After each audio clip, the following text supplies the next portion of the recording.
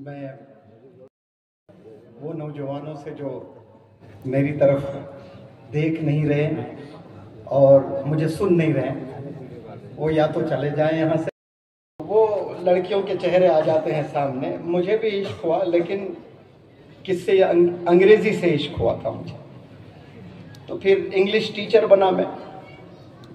उससे पहले फार्मासिस्ट था, फिर इंग्लिश टीचर बना और बड़े अरसे तक अंग्रेजी ही पढ़ाता रहा हिंदुस्तान में, घूम घूम कर अलग अलग जगहों पर। तकरीबन 18 से 19 स्टेट्स में मैंने वर्कशॉप्स भी किए हैं।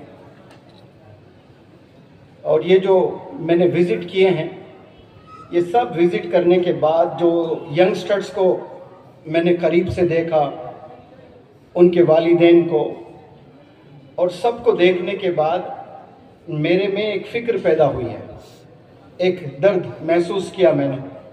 वो फ़िक्र ने मुझे स्पीकर बनाया। उसका ट्रांसलेशन नहीं करूँगा, अभी हुज़ैफा साहब ने गलती पकड़ ली है। तो मुझे ये जो हिंदुस्तान के नौजवान हैं, इन नौजवानों की प्रॉब्लम्स को और इनकी लापरवाही जो ज़िंदगी गुजर रही है ना, एमलेस लाइफ जिसको बोलते हैं इंग्लिश में, वो देखने के बाद मैं एक टीचर से स्पीकर बना। वरना मैं आज तक मेरी ज़िंदगी में एक भी किताब नहीं पढ़ा मैं, नॉट अ सिंगल बुक। हालांकि पढ़ना चाहिए, बहुत इल्म हासिल होता है पढ़ने से। इंग्लिश ग्रामर के बेहिसाब किताबें मैंने पढ़ रखी हैं, लेकिन कोई दूसरी किताब और मैंने नहीं पढ़ा, क्योंकि माशाल्लाह हमारे इस भारत देश में इतने उलमा हजरात हैं जिनके बयानात में इन पर्सन बैठकर फिर सोशल मीडिया पर सुना हूँ।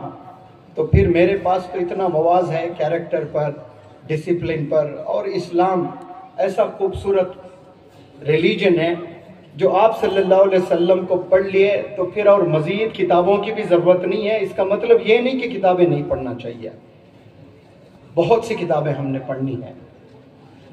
तो उर्दू के कुछ भी अगर गलतियां निकलती हैं तो अल्लाह ने माशाल्लाह 2 कान दिए हैं, एक से सुने और दूसरे से निकालते हैं।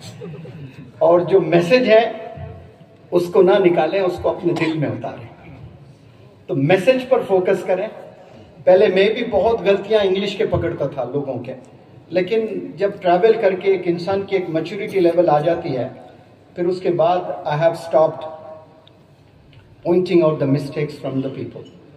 मैंने रोक दिया मिस्टेक्स को पकड़ना वगैरह। बहरहाल मिशन एजुकेशन के तहत मुझे जोड़ा गया है और अक्सर मैंने मेरे स्पीचेस, बिलखुसूस ये कुरानिक कंपटीशन के दौरान जो स्टेजेस मुझे मिले हैं इंडिया में, मैंने नौजवान हजरात और मज़ीद जितने भी तशरीफ़ फरमाते हैं उनसे कुछ सवालात किए मैंने, और वो आपसे मैं करता हूँ।